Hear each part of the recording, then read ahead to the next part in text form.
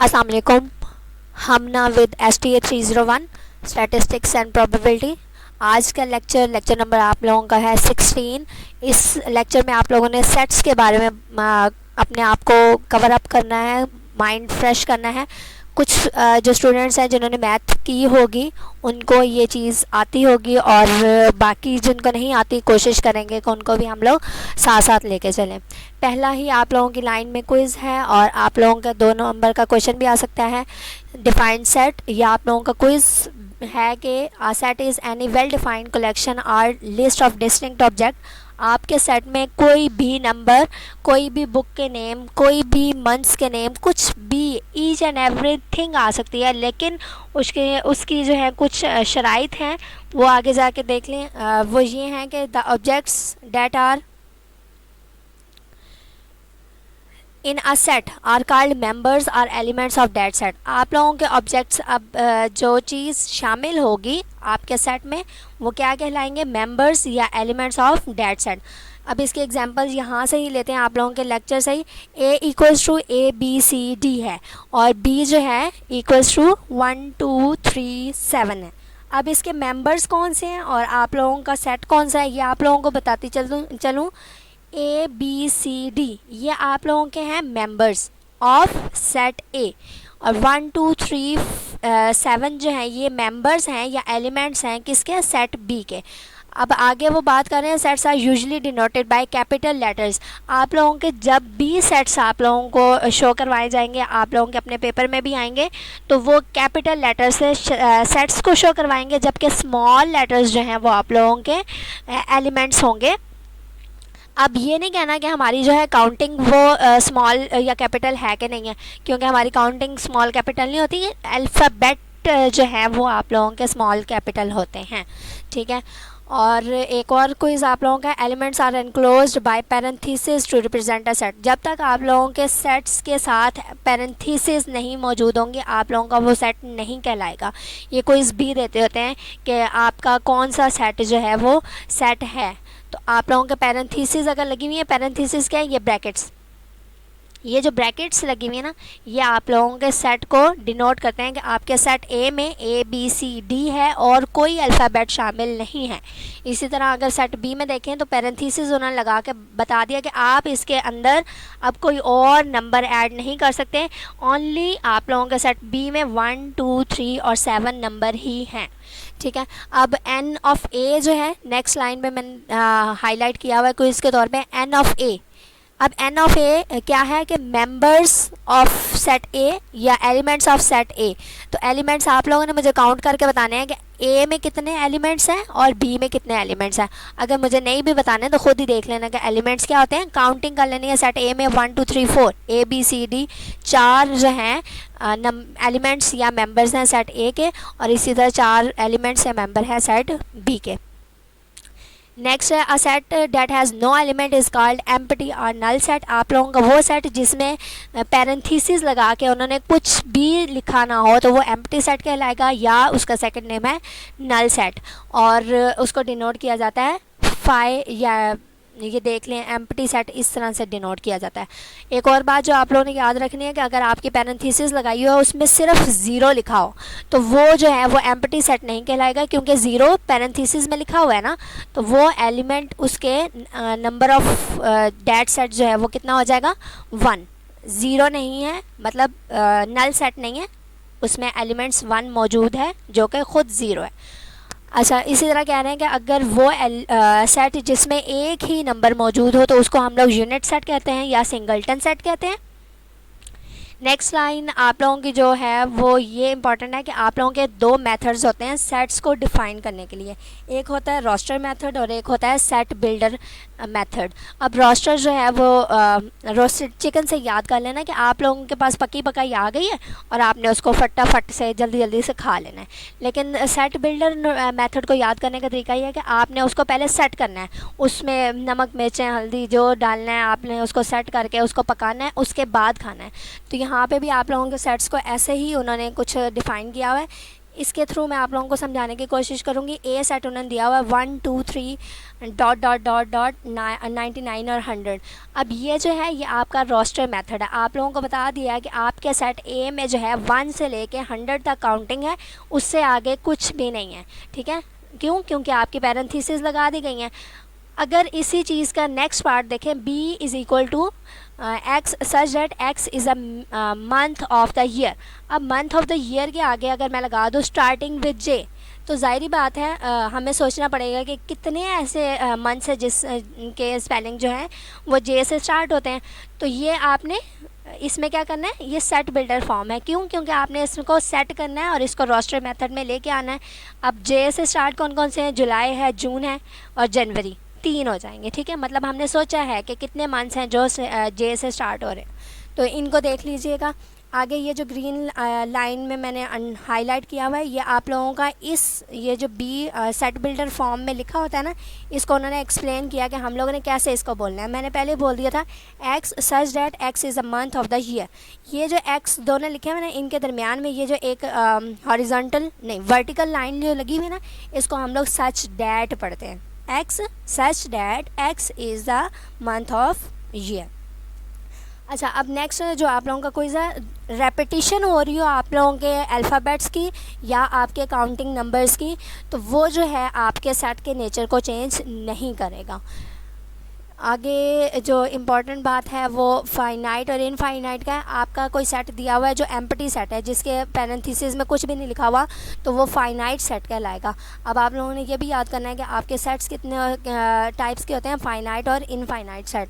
Finite क्या है कि आप लोगों का एक सेट है जिसमें आप लोगों को बाउंड कर दिया गया है कि हाँ जी यहाँ से आगे आप लोगों ने नहीं हिलना। अब इसकी एग्जांपल ये देख लो, यहाँ से ए सेट जो है वो उन्होंने दिया हुआ था 1 2 3। अगर ये 99 और 100 ना देते तो ये डॉट डॉट डॉट बता रहे थे, आपको जहाँ तक गिनती आती है वहाँ तक कर लो। मैं तो 10 तक ही करती, ठीक है, मुझे तो 10 तक ही आती है। आप लोगों को अगर 100 तक आती है 100 तक लिख लेते, 1000 तक, 10,000, लैख, जितने भी आते हैं आप लोग लिख लेते हैं। तो ये जो है इनफाइनाइट और फाइनाइट का चक्कर था। अब इस सेट में ये फाइनाइट है, क्यों? क्योंकि आपको रोक दिया गया 100 तक। ठीक है, अगर मैं आपको कहूँ कि आप जो है आसमान पर सितारे गिनना शुरू कर दो, तो वो क्या हो जाएगा, वो इनफाइनाइट है, वो चलते रहेंगे। आप काउंटिंग करते भूल जाओगे या आप सो जाओगे, फिर उसके बाद जो है दोबारा से काउंटिंग शुरू कर दोगे। ये फाइनाइट और इनफाइनाइट का चक्कर था। सबसेट्स आप लोगों के नेक्स्ट आ गए हैं। सबसेट्स क्या होते हैं कि आपने 2 सेट्स को कंबाइन करना होता है और उसमें से आपने बताना होता है कौन सा सेट सबसेट है दूसरे वाले सेट का। अच्छा, इसके एग्जांपल के थ्रू पहले पढ़ना समझना शुरू करते हैं, उसके बाद आपको ये जो ऊपर इन्होंने लिखा हुआ वो सारा बताती हूँ। उन्होंने ए सेट दिया हुआ है 1 2 3 4 5 और 10। ठीक है, ये फाइनाइट सेट है क्योंकि उन्होंने 10 पे आके रोक दिया। आगे अगर डॉट डॉट लगे होते तो वो इनफाइनाइट हो जाना था। बी सेट जो है वो है 1 3 और 5। अब इसके पहले मेंबर्स और एलिमेंट्स की बात कर लेते हैं। ए सेट के मेंबर्स या एलिमेंट्स कितने हैं? 6। काउंट करके देख लीजिएगा, 1 2 3 4 5 और 10। तो ये नंबर ऑफ़ एलिमेंट्स कितने हो जाएंगे? 6। और बी के कितने हैं? 3। अब सबसेट की बात करते हैं। सबसेट क्या होता है कि आप लोगों ने कॉमन लेने होते हैं। दोनों सेट्स में कॉमन 1 भी हो गया, 3 भी कॉमन हो गया और 5 भी दोनों सेट में मौजूद है ना। 1 3 और 5 दोनों सेट में मौजूद है, लेकिन आपका बी सेट जो है उसमें कोई ऐसी चीज़ नहीं बची जो कि ए सेट में मौजूद ना हो। तो ये इसमें कहने का मतलब यह है कि B is subset of A. ठीक है, अब इसका क्विज़ देख लें। B is a subset of A is also read as B is contained in A. मतलब वही बात है कि आपके सारे के सारे एलिमेंट्स बी के मौजूद हैं ए में, तो वो होता है सबसेट। ये जो है a set that contains consist of some elements of another set is called subset of that set. ये आपकी डेफिनेशन थी, क्विज़ भी आ सकता है, इसको देख लीजिएगा। नेक्स्ट है, it should be noted that any set is always regarded as a subset of itself.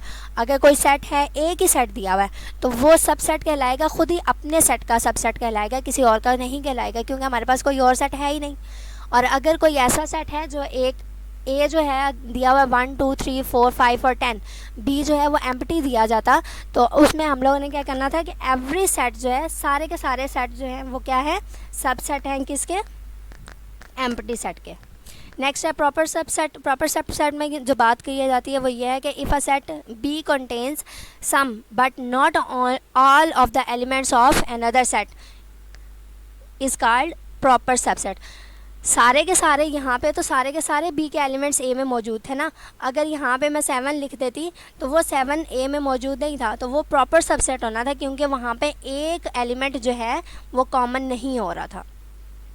Next universal set है। यूनिवर्सल सेट में आप लोगों को बताया जाता है कि यूनिवर्सल सेट डिनोट किससे किया जाता है, एस या ओमेगा से। और जब हम लोग 9th-10th में पढ़ा करते थे मैथ्स, उसमें आप लोगों का universal set you, capital you से डिनोट किया जाता था। नेक्स्ट है पावर सेट। पावर सेट आप लोगों को यहाँ पे समझाने के बजाय मैं ट्राई करती हूँ कि आप लोगों को यहाँ पे समझ आ जाए। पावर सेट जब भी आप लोगों को ये क्वेश्चन आता होता है, ठीक है, तो पावर सेट का फार्मूला होता है 2 पावर n, ये फार्मूला है। अब मैंने 3 सेट लिखे हुए हैं, एक ए लिखा हुआ है उसमें 1 लिख दिया, बी जो है उसमें 1 और 2 लिख दिया, एफ सेट लिखा, यहाँ पे सी भी लिख सकते थे, मैंने थोड़ा सा गैप दे दिया ताकि आप लोगों को बताओ सेट से कोई मायने रखते, आप लोगों ने जो काम करना है उसको आप लोगों ने जहन में रखना है। यहाँ पे सी भी लिख सकते थे, डी भी लिख सकते थे, एफ एक्स जो मर्ज़ी चाहे लिख सकते थे। बात जो समझने वाली है वो ये है कि आपका फार्मूला 2 की पावर n है। n क्या है, आप लोगों के नंबर ऑफ़ एलिमेंट्स। अब सेट ए में नंबर ऑफ़ एलिमेंट्स कितने हैं, 1, एक ही है। सेट बी में कितने हैं, 1 2 एलिमेंट सेट बी में हैं। और एफ सेट में कितने हैं, 1 2 3, ठीक है। अब यहाँ पे काम आपने क्या करना है, 2 पावर n जहाँ पे लिखा हुआ है वहाँ पे मैंने 2 पावर 1 लिख दिया, 2 पावर 2 लिख दिया, 2 पावर 3 लिख दिया। 2 पावर 1 का मतलब क्या होता है, 2 × 1 = 2। आपके पावर सेट ए सेट के पावर सेट कितने बनेंगे, 2। अब वो 2 कैसे बनेंगे, है तो हमारे पास एक ही। तो हमेशा याद रखना जब भी आपने पावर सेट बनाना हो तो पहला जो एलिमेंट है वो खाली होता है, एम्प्टी होता है हमेशा, ठीक है। और दूसरा आप लोगों का अपना ए सेट का एलिमेंट आ जाएगा। तो दो कितने सेट्स पावर सेट्स बन गए, 1 और 2, तो 2 ही हमारा आंसर आया था। यहाँ पे बी सेट के पावर सेट देख ले, 1 और 2 दो नंबर दिए हुए, 2 की पावर 2 हो गया, 2 × 2 = 4 हो गया। 4 हम लोगों ने एलिमेंट्स बनाने हैं या मेंबर्स बनाने हैं इस 1 और 2 के। वो कैसे बनाने हैं, पहला सेट है हमेशा एम्प्टी, ठीक है। फिर उसके बाद आपने ये 1 अलहदा लिखना है और ये 2 अलहदा लिखना है। तो काउंट कर लें, 1 2 3 हो गए। अब लास्ट जो है हमारे पास वो इस पूरे सेट को, पूरे के पूरे सेट को लिखना है। वो 1 और 2 एक ही ब्रैकेट में लिखेंगे तो हमारे पास कितने पावर सेट बन गए, 4। इसी तरह power set of F set जो है उसके 3 आपको मेंबर्स दिए हुए थे या एलिमेंट्स दिए हुए थे। तो 2 की पावर 3 = 2 × 2 × 2 = 8। तो इस 3 एलिमेंट्स के हम लोगों ने 8 पावर सेट्स बनाने हैं। उसको देख लें, पहला आप लोगों का जो है वो एम्प्टी सेट होगा। फिर हमने सब एलिमेंट्स को अलग-अलग लिखना है, ए बी और सी, टोटल हो गए 4। अब 4 और बनाने, वो कैसे बनाना है, सीक्वेंस करना है कि आपने ए को बी के साथ कंबाइन करके लिखा एक सेट में, फिर ए को सी के साथ कंबाइन करके लिखा। अब ये नहीं करना कि रिवर्स जाना है, अपनी गाड़ी आगे ही लेके चलनी है, पीछे नहीं लेके जानी, ठीक है। ए को सी से कर लिया तो हमारे पास 6 एलिमेंट्स हो गए। अब ए को जब हम लोगों ने कंबाइन कर लिया तो बी बेचारा रोएगा कि मुझे क्यों नहीं कंबाइन किया, तो बी को सी से कंबाइन करके एक एलिमेंट ये भी बन गया। टोटल 7 हो गए। तो लास्ट जो है वो आपका पूरे का पूरा सेट ए बी सी आ गया। तो ये टोटल 8 एलिमेंट्स हो गए। ये होता है पावर सेट। यहाँ पे उन्होंने जो दिया हुआ है वो 1 2 3 का दिया हुआ है, वही चीज़ है। मैंने ए बी सी कर दिया था और इन्होंने 1 2 कर लिया। इसको देख लीजिएगा। वेन डायग्राम जो है इसको हम लोग, ये क्विज़ हैं थोड़े से, वो देख लें आप लोग कि आप लोगों ने जब भी वेन डायग्राम शो करना तो उसको रेक्टेंगुलर फॉर्म में शो करते हैं। ये जो एक वेन डायग्राम दी हुई है ना इन्होंने, ये रेक्टेंगुलर फॉर्म में शो होती है। और ये जो वेन डायग्राम नाम लिया है वो किन के नेम के थ्रू आया, जॉन वेन के नेम से। और ये इंग्लिश लॉजिशियन थे। 1834 इनकी डेट ऑफ बर्थ है और 1923 इनकी डेथ सन है। डेट तो नहीं है, खैर सन दिया हुआ है। अच्छा जी, नेक्स्ट ये डेफिनेशन भी कह सकते हो आप लोग, क्विज भी कह सकते हो। The Venn diagram are use to represent sets and subsets in a pictorial way to verify the relationship among sets and subset. आप लोग वेन डायग्राम इसलिए बनाते हैं क्योंकि आपने सेट्स और सबसेट्स को वेरीफाई करवाना होता है, उनके दरमियान जो रिलेशनशिप है वो बताना होता है और उसको पिक्टोरियल फॉर्म में, पिक्चर की फॉर्म में शो करते हैं। यहाँ से और भी हाँ कुछ नहीं करना, बाकी आपको ये जो चीज़ें हैं ये नीचे जाके यूनियन और इंटरसेक्शन में समझाऊंगी। अच्छा, बेसिक ऑपरेशंस जो हम लोग सेट्स के ऊपर करते हैं वो 4 होते हैं: union set, intersection set, difference set और कॉम्प्लीमेंटेशन। अब कॉम्प्लीमेंटेशन जो है कहते कहते बंदा आधा तो चीज़ भूल ही जाता है कि कहना क्या था, कॉम्प्लीमेंट भी कह सकते हैं। अब यूनियन सेट को देख लें। यूनियन सेट क्या होता है, ये मैं रीड नहीं कर रही, सिर्फ आप लोगों को चीज़ें समझाने की कोशिश कर रही हूँ, रीड आप लोग खुद कर लीजिएगा। यूनियन सेट, मैंने 2 सेट लिखे हैं और उनको अलग-अलग से मैंने सॉल्व करने की कोशिश की, आप लोगों को समझाने की कोशिश की, देखते हैं आप लोगों को कितनी समझ आती है। यूनियन सेट का कैसे करना होता है, A इक्वल्स टू 6, 7, 8 और 9, और बी सेट में मैंने दिए हैं 1, 3, 5, 7।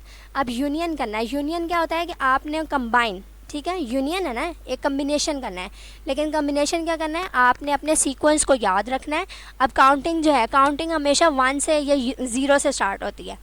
अगर तो होल नंबर है तो वो 0 से शुरू होंगे, नेचुरल नंबर है तो वो 1 से शुरू होगा।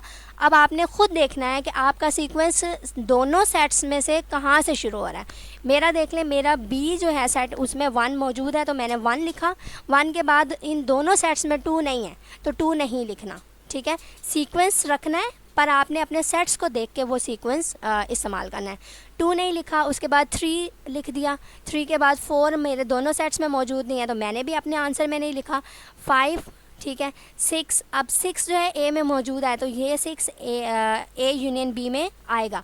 फिर 7, 8, 9 और आगे जो है 10 नहीं है मेरे सेट्स में तो मैंने अपनी पैरेंथेसिस लगा के इस सेट को क्लोज़ कर दिया।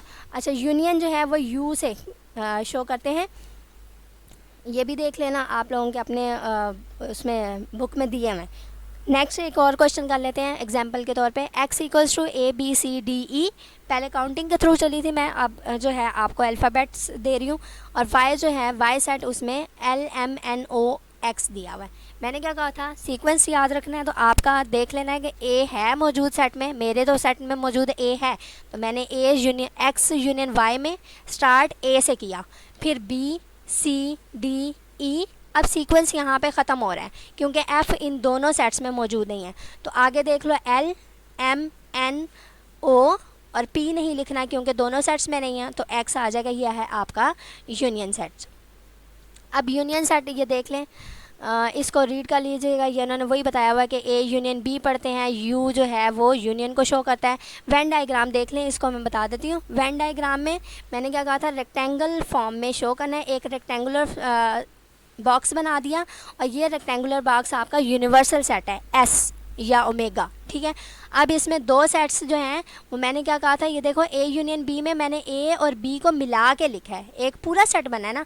तो हमारी जब वेन डायग्राम बनेगी तो वो भी कुछ ऐसी होगी कि A सेट और B सेट दोनों को मिलाया है। क्यों? क्योंकि हमारे कुछ सेट्स ऐसे होंगे, अब इसको मिलाया इसलिए क्योंकि A और B में कुछ कॉमन होंगे वैल्यूज़, तब मिलाया हुआ है।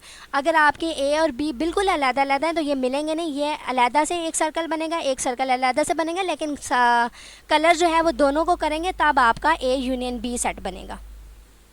नेक्स्ट आया आप लोगों की, ये उन्होंने एग्जांपल दी हुई है, इसको देख लीजिएगा। इंटरसेक्शन सेट की तरफ चलते हैं। इंटरसेक्शन सेट इनकी भी 2 एग्जांपल्स मैंने वही लिखी हुई हैं, लेकिन इंटरसेक्शन में क्या होता है कि कॉमन जो A और B में मौजूद हों वो आप लोगों का इंटरसेक्शन कहलाता है। अब A सेट में देख लें 6, 7, 8, 9 लिखा हुआ है, B में लिखा हुआ है 1, 3, 5, 7। अब इसमें जो कॉमन चीज़ है वो सिर्फ 7 है, जो A में भी मौजूद है और B में भी मौजूद है। तो इंटरसेक्शन जो है वो N से शो करते हैं। यहाँ पर मैंने स्मॉल n लिखा हुआ है, वैसे N दूसरा होता है, उल्टा यूज होता है। तो कॉमन चीज़ होती है उसमें कॉमन जो है वो 7 आ गया। इसी तरह X और Y जो सेट हैं इनमें जो है कॉमन कुछ भी नहीं है, एम्प्टी सेट है, मैंने कुछ भी नहीं लिखा, सिर्फ 2 पैरेंथेसिस लगाई हुई हैं, इंटरसेक्शन आ गया, ठीक है। अब इंटरसेक्शन की वेन डायग्राम को देख लें आप लोगों के, वही एक बॉक्स उन्होंने लगाया हुआ, इसको रीड कर लीजिएगा, मैं इसको बता नहीं रही क्योंकि वही चीज़ है जो मैंने आप लोगों को एग्जाम्पल के थ्रू बता दी है।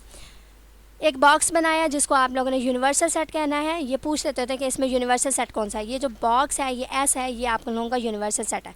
अब फिर इन्होंने सर्कल्स को कंबाइन किया हुआ है। क्यों कंबाइन किया हुआ है? क्योंकि इंटरसेक्शन, हम लोगों ने इंटरसेक्शन में क्या किया, कॉमन लिए हैं, तो कॉमन वैल्यूज़ तो वही होंगी ना जो दोनों में होंगी, A और B। ये इन्होंने हाईलाइट किया है, ये कलर किया हुआ है, तो ये जो पार्ट है ये आप लोगों का इंटरसेक्शन पार्ट है। इसकी भी एग्जांपल है, एक एग्जांपल मैंने दे दी, दो ये एक होगी, इस कुछ शायद समझ आ जाए आप लोगों को। नेक्स्ट चलते हैं डिसजॉइंट सेट में। अच्छा जी, दो सेट्स हैं ए और बी, जो मर्जी ले लो, ठीक है, are defined to be disjoint. अब डिसजॉइंट के तीन नाम हैं, इनको भी याद कर लीजिएगा। डिसजॉइंट सेट भी कहते हैं, म्यूचुअली एक्सक्लूसिव भी कहते हैं, नॉन ओवरलैपिंग भी कहते हैं। तीनों के नाम एक ही हैं, जिसमें कोई भी element, no element is common, कोई भी एलिमेंट कॉमन नहीं होगा, तो वो आपका कौन सा होगा, डिसजॉइंट सेट। अब जैसे मैंने इंटरसेक्शन की एग्जांपल आप लोगों को ये दी थी, इसमें कोई भी एलिमेंट कॉमन नहीं आया था, एम्प्टी सेट था, तो ये मेरा डिसजॉइंट सेट है, ठीक है। ये इन्होंने डैट इज़ टू से करके लिख दिया कि ए इंटरसेक्शन बी। अब किसी बी सेट्स को दो सेट्स को इंटरसेक्शन करेंगे, उसका आंसर एम्प्टी सेट आएगा, तो वो डिसजॉइंट होगा। नेक्स्ट है कॉन्जॉइंट, एक एलिमेंट भी आपका कॉमन आ जाता है ना, तो वो कॉन्जॉइंट होगा। अल्लाह की तरफ से करनी ऐसी हुई है, जो मैंने एग्जांपल्स लिखी हैं वो कॉन्जॉइंट और डिसजॉइंट ही बना है। ए इंटरसेक्शन बी जो है वो कॉन्जॉइंट है, क्योंकि एक एलिमेंट उसमें कॉमन आया है, और ये जो है डिसजॉइंट है, क्योंकि इसमें कोई भी एलिमेंट कॉमन नहीं आया। अच्छा जी, सेट डिफरेंस, ये बहुत ज़्यादा इंपॉर्टेंट है। सेट डिफरेंस जो है, उसमें डिफरेंस है ना माइनस, तो उसमें डिनोट करते हैं ए माइनस बी से, ये देख लीजिएगा। और ये आप लोगों का क्विज़ है, A minus B is not equal to B minus A. कभी भी ऐसा नहीं होगा कि आपका A minus B is not equal to हो बी माइनस है। अब ये क्यों है, इसको देख लेते हैं। इसकी एग्जांपल्स अगर मेरे पास, हाँ जी, लिखी हुई हैं। ए और बी वही सेट में लेके चल रही हूँ, कोई डिफरेंस नहीं किया, थोड़ा सा चेंज हो जाएगा, वो उसको देख लीजिएगा। अच्छा, डिफरेंस में मैंने ए और बी सेट लिया, एक्स और वाई सेट लिया। ए सेट में आप लोगों के पास मैंने जो सेट दिया उसमें मेंबर्स हैं 1 2 3 4 5 6 7, और बी सेट में मेंबर्स हैं 1 3 5 7। अब डिफरेंस क्या करना होता है, मैंने क्या कहा था, सबसेट में बी इज़ सबसेट ऑफ ए तब होगा जब आपके सारे के सारे बी के एलिमेंट्स ए में मौजूद हों। तो यहाँ पे डिफरेंस का कुछ थोड़ा सा चेंज है, वो क्या है कि आपने देखना है पहले कॉमन कौन कौन से हैं। देख लें, अब ए और बी में 1 कॉमन है, 3 कॉमन है, 5 कॉमन है और 7 कॉमन है, ठीक है। तो पीछे जो ए में बच जाएंगे, ए पहले लिखा हुआ है तो आपने ए वाले बचे हुए आंसर में लिखना है, और अगर बी लिखा होता तो बी में जो बच जाते थे वो लिखना था। कॉमन को छोड़ के बाकी जो बच जाएंगे वो आंसर में लिखना है। अब देख लें, यहाँ पे ए माइनस बी लिखा हुआ, मतलब ए पहले लिखा हुआ है, तो ए में जो बच गए हैं वो आप लोगों का ए माइनस बी का आंसर होगा 2 4 और 6। अगर इसी को मैं बी माइनस ए करूँ तो क्या आंसर आएगा, B minus A equals to, मैंने सेट्स स्मॉल लिख दिए, B minus A equals to, अब कॉमन क्या क्या आ रहा था, 1 3 5 और 7 दोनों में थे, वो कॉमन कहलाते हैं। अब बी पहले लिखा हुआ है ना, तो डिफरेंस में बी में जो आंसर बचा है वो कुछ भी नहीं है, तो इसका आंसर क्या हो जाएगा, एम्प्टी सेट, ठीक है। ए लिखा हुआ है तो ए के बचे हुए आंसर आएंगे, बी लिखा हुआ है तो बी के बचे हुए आंसर आएंगे। यहाँ पे भी वही चीज़ है, एक्स की वैल्यूज़ जो हैं A B C D E लिख दी हैं, और वाई की वैल्यूज़ जो हैं वो क्या है, ए ई आई ओ यू। अब y माइनस एक्स है, डिफरेंस करना है तो पहले हम लोग कॉमन देख लेते हैं। ए कॉमन आ गया और क्या कॉमन आया, ई कॉमन आया, ठीक है। पीछे अब पहले y लिखा हुआ है, मतलब हम लोगों ने जो y में बचे हुए एलिमेंट्स हैं वो आंसर में लिखना है, तो आई ओ यू आ जाना। अब इसी तरह अगर लिखा होता है x माइनस वाई, तो x minus y equals to क्या हो जाना था, पहले x लिखा हुआ तो x में क्या क्या बचेंगे, b c और d, ये आप लोगों का आंसर होगा। अब ये है आप लोगों का डिफरेंस का कुछ एग्जांपल्स दिए हैं, इसको देख लीजिएगा, और ये वही चीज़ लिखी हुई है, इसको एक दफ़ा पढ़ लीजिएगा। अच्छा, अब इसके वेन डायग्राम को देख लें। वेन डायग्राम में मैंने क्या कहा था, एक बॉक्स बनाना है जो यूनिवर्सल सेट होगा। आपके आंसर में मैंने क्या कहा था अभी, कि जो बच जाता है वो आपने लिखना है। तो यहाँ पे जो बचा था वो किसका बचा हुआ आंसर आया है, ए का, तो उन्होंने किसको शेड किया, ए को, ठीक है। अगर हम लोग b माइनस ए करते तो हम लोगों ने शेड किसको करना था, b को, क्योंकि हम लोगों ने b वाला आंसर लिखना था। ये था आप लोगों का डिफरेंस। कॉम्प्लीमेंटेशन सेम वही चीज़ है, सिर्फ इसमें जो फ़र्क है वो ये है कि आपने a और b को नहीं लेना, यूनिवर्सल सेट को माइनस करना है उस पर्टिकुलर सेट से। अब जैसे मैं कहूँ कि ए कॉम्प्लीमेंट, तो ए कॉम्प्लीमेंट होगा मतलब क्या हुआ, एस माइनस ए। बी कॉम्प्लीमेंट हुआ तो एस माइनस बी। कॉम्प्लीमेंट हमेशा आपके यूनिवर्सल सेट से माइनस होगा। है सेम डिफरेंस ही, लेकिन सिर्फ चीज़ जो है वो क्या है कि आपने यूनिवर्सल सेट को यूज़ करना है। इसके क्विज़ को देख लेंगे, difference equals to S minus A होगा। यहाँ पे a माइनस बी या b माइनस ए नहीं होगा, कोई दो सेट्स को नहीं करना, हमेशा यूनिवर्सल सेट को उस पर्टिकुलर सेट से माइनस करना है। और इनकी डिनोट जिससे करते हैं वो a के ऊपर बार भी हो सकता है, a कॉम्प्लीमेंट इसको भी कहते हैं, और a के ऊपर स्मॉल c छोटा सा लिख दिया जाए तो वो भी a कॉम्प्लीमेंट बनेगा, या b के ऊपर c लिख दें छोटा सा तो वो b कॉम्प्लीमेंट हो जाएगा। जो भी होगा वो आपके सेट्स के साथ आप लोगों को बता दिया जाएगा। The complement of universal set is the empty set. अब ये क्या कह रहे हैं कि आप लोग अगर किसी यूनिवर्सल सेट का कॉम्प्लीमेंट लेते हैं, मतलब एस का कॉम्प्लीमेंट लेते हैं, तो एस माइनस एस हो जाएगा। दोनों चीज़ें कॉमन आ रही हैं तो उसका आंसर जो है वो ज़ीरो हो जाएगा। अच्छा, नेक्स्ट आप लोगों के ये बहुत ज़्यादा इंपॉर्टेंट है, ये ब्लू लाइन में जो फार्मूलाज मैंने अंडरलाइन किया है इसको मैं बोल नहीं रही, आप लोगों का लेक्चर जो है लंबा हो जाएगा। कुछ चीज़ें हैं उसको देख लीजिएगा, पढ़ने के लिहाज से वो क्विज़ में दे देते हैं। जैसे ये है एसोसिएटिव लॉ है, associative law A union B union C है ना, तो नहीं एसोसिएटिव का नहीं था, वो डिस्ट्रीब्यूटिव का था। डिस्ट्रीब्यूटिव लॉ में देख लें यूनियन और इंटरसेक्शन दोनों यूज़ हो रहे हैं, यहाँ पर भी और यहाँ पर भी, ठीक है। तो इसको पढ़ने का तरीका वो कभी कभी पूछ लेते हैं, पहला आपको दे दें ये वाला फार्मूला तो वो कह देंगे कि हाँ जी इसको पढ़ते कैसे हैं। तो डिस्ट्रीब्यूटिव लॉ ऑफ यूनियन, जो पहले लिखा हुआ है उसको ऑफ के तौर पे लेंगे और जो बाद में लिखा हुआ है वो ओवर आ जाएगा। Distributive law of union over intersection, गलत बोल गई हूँ, distributive law of intersection over union है, और नीचे वाला जो है वो distributive law of union over intersection है। नेक्स्ट आप लोगों का डिमॉर्गन लॉ है। डिमॉर्गन लॉ मुझे अच्छे तरीके से याद है कि यहाँ पे कॉम्प्लीमेंट आते होते हैं, अब यहाँ पे नहीं आए हुए। आप लोग ख़ुद मुझे थोड़ा सा अगर किसी ने पढ़ा हो तो मुझे बताइएगा कि कॉम्प्लीमेंट आता है कि नहीं आता। वैसे तो डिमॉर्गन लॉ ये होता है कि A union B whole complement equals to A complement intersection B complement, ठीक है। मतलब एक तरफ यूनियन आ रहा है तो दूसरी तरफ इंटरसेक्शन आएगा, और जब यूनियन आ रहा है तो होल कॉम्प्लीमेंट आ जाएगा, और जब इंटरसेक्शन चेंज हो रहा है तो अलग अलग कॉम्प्लीमेंट आ जाएंगे। इसी तरह दूसरे वाला भी A intersection B whole complement equals to A complement union B complement. ये डिमॉर्गन लॉ है, इसको एक दफ़ा देख लीजिएगा। मुझे तो याद है कि इसके ऊपर बार आती हैं, कॉम्प्लीमेंट आता है, आगे का अब पता नहीं। अच्छा जी, पार्टीशन ऑफ सेट है। Partition of set S is a subdivision of the set into non empty subsets that are disjoint and exhaustive, that is to say their union is the set S itself. अगर आप किसी दो sets को union कर रहे हो ना, union ले रहे हो, तो उसका आंसर जो है यूनिवर्सल सेट आएगा। और सेकंड बात जो है वो ये है कि आप अगर किसी दो सेट्स का इंटरसेक्शन ले रहे हो तो उसका आंसर एम्प्टी सेट आएगा, तो वो चीज़ पार्टीशन ऑफ सेट कहलाती है। नेक्स्ट, हाँ जी, क्लास ऑफ सेट है। A set of a set of sets is called a class. अब इसकी एग्जांपल मैं ऐसे देने जाऊंगी कि आप लोग जब असेंबली में सुबह स्कूल में खड़े होते थे, खैर अब तो नहीं होते, पहले जब होते थे तो एक पूरा जो असेंबली का ग्राउंड है वो आपका होल सेट है, ठीक है। लेकिन उसके बाद जब हम लोग लाइंस बनाते थे वो सेट क्लासेस के थ्रू बनाते थे, मतलब 6 क्लास होगी, 7 क्लास होगी, 8 क्लास होगी, तो वो जो 6 क्लास है वो अलहदा से भी तो सेट बन रहा है ना। तो वही चीज़ आप लोगों को बता देंगे, सेट ऑफ दी सेट्स, एक पूरे सेट का जो सेट्स अंदर बन रहे हैं वो सारी क्लासेस कहलाती हैं। ये एग्जांपल इससे बेस्ट और कोई नहीं थी। यहाँ पे पावर सेट इन्होंने दोबारा से आप लोगों को एक्सप्लेन किया है, वही चीज़ है सेम टू सेम, लेकिन इन्होंने यहाँ पे हेड और टेल दे दिया है।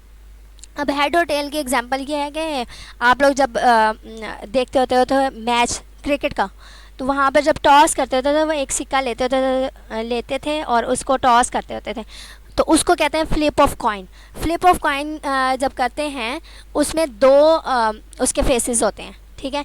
एक तो अगर हम लोग अपने पाकिस्तानी सिक्का फ्लिप करेंगे तो उसमें एक तरफ मस्जिद आ जाएगी और एक तरफ 2 रुपये का सिक्का है तो 2 रुपये लिखे आ जाएंगे, तो इस तरह करके हम लोग करते होते थे। तो यहाँ पे अब हम लोग बड़े हो गए, तो एक साइड को हेड कहते हैं और एक साइड को टेल कहते हैं। ये चीज़ याद रखनी, आगे प्रोबेबिलिटीज़ में काम आएगी।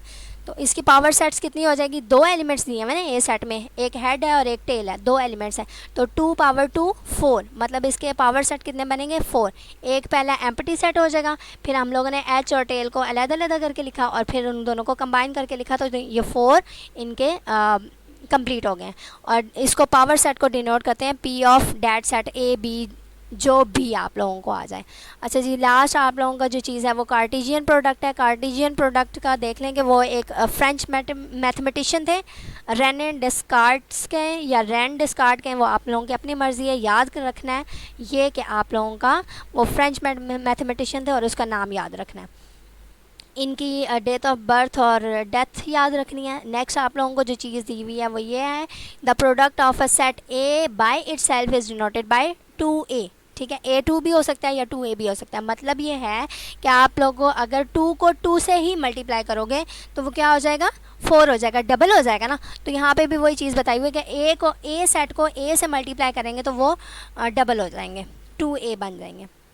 अच्छा, कार्टेशियन प्रोडक्ट का जो सीक्वेंस है वो देख लें। आप लोगों को एग्जांपल के थ्रू ही बता देती हूँ। उन्होंने सेट लिया हुआ है ए इक्वल्स टू हेड और टेल और बी इक्वल्स टू 1 2 3 4 5 6। एक्चुअल में ये 1 2 3 4 5 6 जो है ये छक्कों के फेसेस हैं। जो एक छक्का होता है ना उसके फेसेस हैं। एक डॉट भी होता है, 2 डॉट भी होते हैं, 3 भी होते हैं, 4 भी होते हैं, 5 भी होते हैं, 6 भी हो सकते हैं। ठीक है, हो सकते नहीं, होते हैं। तो इनको आप लोगों ने कार्टेशियन प्रोडक्ट के थ्रू सॉल्व करना है। कार्टेशियन प्रोडक्ट सिंपल मैं ये कह लूँ कि मल्टीप्लिकेशन। ठीक है, तो मल्टीप्लिकेशन हम लोग कैसे करते होते थे, वो ये होती थी कि आपने पहला नंबर पकड़ना है h, इसको अगले बी सेट के सारे एलिमेंट से मल्टीप्लाई करवाते जाना है, h1 h2 h3 h4 h5 h6। उसके बाद जब h की पारी ख़त्म होगी तो t को पकड़ लेते हैं, t को सबसे मल्टीप्लाई करते हैं, तो h1 t1 t2 t3 t4 t5 t6। ये आप लोगों का कार्टेशियन प्रोडक्ट है। अच्छा, अब आप लोगों का इन्होंने हाँ ये लिखा हुआ है, मैंने हाईलाइट नहीं किया, वो ये है कि कार्टेशियन प्रोडक्ट डिनोट करते हैं ए क्रॉस बी। ठीक है, क्रॉस जो है वो बताता है कि आप लोगों का ये कार्टेशियन प्रोडक्ट है। इसको नेक्स्ट जो है वो क्या करना है,